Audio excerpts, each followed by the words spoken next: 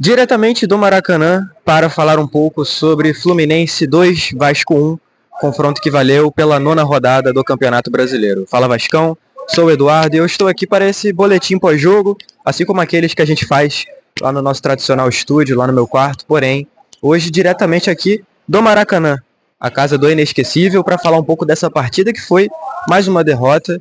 Em 12 partidas, apenas uma vitória, aquela contra o Fortaleza. O cenário é preocupante, mas é uma partida que eu concordo com o Fernando Diniz. Acabei de sair da coletiva de imprensa dele ali, em que eu até perguntei a ele, e a maioria das respostas dele são em tom afirmativo, de fato reconhecendo as virtudes do Vasco nesse jogo e trazendo um cenário positivo para o torcedor que está em casa ou na arquibancada poder acreditar numa melhora desse desempenho, até porque na próxima terça-feira vai ter um importante desafio diante do Melgar, que vale a continuidade ou não na Copa Sul-Americana. Mas falando sobre essa partida diante do Fluminense, o Vasco teve um primeiro tempo até muito bom. A formação inicial, a ideia inicial, acho que dá para dizer assim, foi muito boa.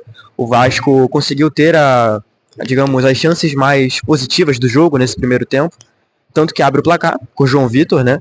Mas para além desse gol, teve outras chances muito claras. Teve uma finalização ali muito perigosa do Ryan, também tiveram outras oportunidades ali, tramas muito interessantes dessa equipe.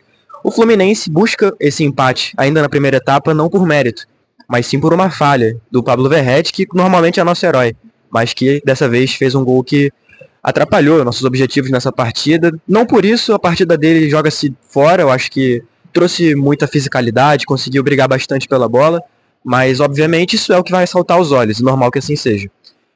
Mas assim, a ida para o segundo tempo parecia até animadora, o Vasco conseguindo ter boas tramas, produzindo bastante, achando alternativas para chegar ao ataque. O retorno para a segunda etapa é sem mudanças, ou seja, a insistência na ideia inicial, e aí o Fluminense ganha crescimento no jogo, porque também manteve o mesmo time, mas alterou um pouco mais a postura, trouxe um pouco mais de verticalidade para o jogo, e aí foi quando começou a ganhar campo e principalmente ganhar confiança, para conseguir ferir ainda mais essa linha inicial do Vasco, a linha defensiva, né? E aí nessas insistências, principalmente com o John Arias, que, assim, vamos nos render, é um craque da bola, o lado esquerdo do Vasco, principalmente, começou a ficar muito vulnerável, e aí o jovem zagueiro Luiz Gustavo e o lateral esquerdo Lucas Piton tiveram ainda mais dificuldade para conseguir sustentar o que já era um desempenho frágil deles dois, né? O Luiz Gustavo chegou até a sofrer o amarelo, né? Aliás, receber o cartão amarelo na segunda etapa, o que coloca ele suspenso para o confronto contra o Bragantino na próxima semana pelo Brasileiro. O mesmo para o Hugo Moura, mas aí por uma circunstância diferente. E por falar no Hugo Moura, uma partida apagadíssima dele, produzindo muito pouco. A gente acostumou-se a ver um Hugo Moura muito participativo, muito eficiente, cumprindo bastante esse objetivo que você espera do jogador da posição dele, do perfil característico dele, é claro. Mas é fato que contra o Fluminense ele não conseguiu produzir aquilo que se espera. Deixou a desejar, e aí fica essa lacuna em aberto. Inclusive porque contra o Melgar ele não vai estar em campo, afinal ele também está suspenso, ou seja, vão ser 2 jogos de folga para o Hugo Moura, esse contra o Melgar e o próximo contra o Bragantino, suspenso, tanto na Sul-Americana quanto no Campeonato Brasileiro. Mas falando do todo do meio-campo, o Tietê teve uma partida até aproveitável, no sentido de, enfim, virtudes, de valências em campo.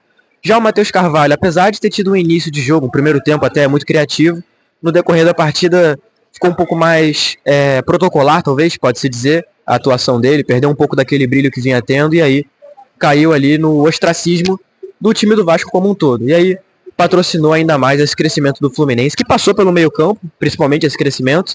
O Lima, enfim, investindo bastante, o Martinelli, o Hércules, enfim.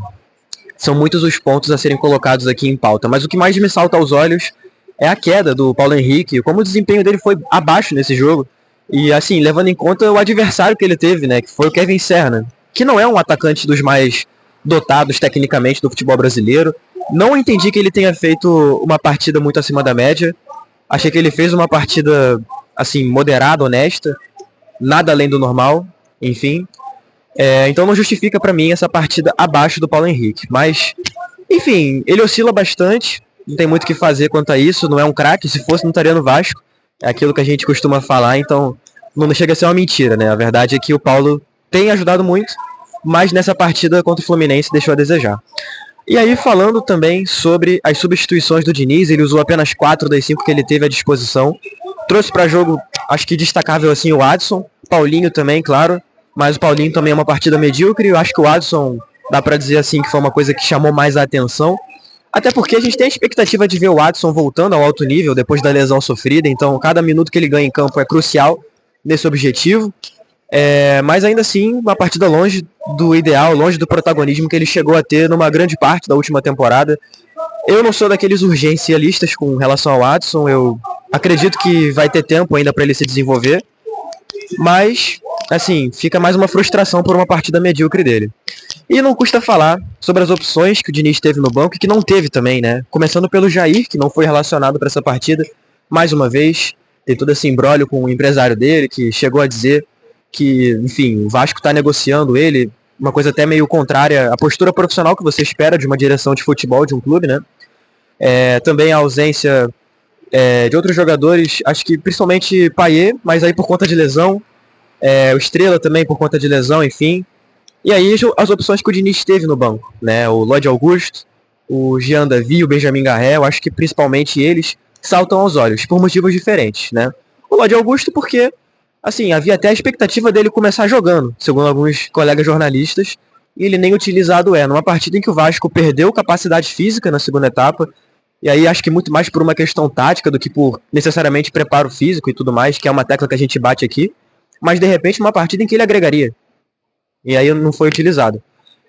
O Jean Davi, porque, cara, é redundante falar do Jean Davi, é um jogador que não entra em campo, que custou uma fortuna na sua contratação no ano passado, que tem um salário também nada barato e que está sendo pago para esquentar banco, basicamente. E aí também o Benjamin Garré. E foi até uma pauta de pergunta na coletiva de imprensa, porque Diniz entende que ainda não viu nada que salte aos olhos de nenhum atleta dos treinos. Isso obviamente engloba o Benjamin Garré, inclusive por ter sido numa resposta a uma pergunta sobre a não utilização dele. Então, quer dizer, o Garré ou está tendo uma baixa técnica muito grande, ou o Diniz, enfim, não entende ele como esse substituto para o Coutinho, né? Cabe lembrar, voltando para a escalação inicial, o Diniz não teve o Coutinho hoje suspenso e ele prefere ter o Matheus Carvalho, volante, como substituto nessa partida. Ele vem com 3 volantes, Matheus Carvalho, Tietchan e Hugo Moura. Então, fica essa dúvida sobre o Benjamin Garré. Havia até a minha expectativa pessoal de que o Nuno Moreira fosse ser esse cara centralizado, que fosse ocupar essa lacuna, né? Mas o Nuno foi utilizado normalmente como ele com esse ponta, até mesmo invertido com relação ao Ryan, que jogou na esquerda dessa vez. Enfim, bastante a ser dito, é frustrante o resultado, até por ter sido de virada. Sobre os gols sofridos, o gol que o Verratti marca contra, enfim, é lamentável, né? Mas não dá para crucificar, é um jogador que tem ajudado muito. E aí o gol sofrido pelo Guga, cara, dá para analisar melhor em casa com calma, mas não me pareceu uma bola defensável, mas é o que o Diniz falou na coletiva, o time retraiu-se muito, mais do que o jogo permite, né? Mais do que a demanda técnica e tática da partida exigia. E aí dá para pontuar dessa forma, mas assim, para além disso, assim, crucificar alguém individualmente por esse gol, eu acho, assim, até esse momento aqui que eu tô gravando o vídeo, eu acho bobeira. Eu vou rever o vídeo do gol e posso ter uma nova conclusão sobre, mas dificilmente vou mudar minha opinião, porque eu tava aqui no estádio, eu vi o gol e evidentemente eu tenho uma visão fresca sobre ele. Bom, fico por aqui, obrigado a quem viu esse vídeo até o final, sempre a recomendação, se inscrever aqui no canal, deixar o like, seguir a gente nas redes sociais, todas sob o @AnalisaCRVG, comentar aqui embaixo porque é muito importante e entrar no nosso grupo de WhatsApp que tá aqui na descrição, beleza? Tamo junto, valeu e até a próxima.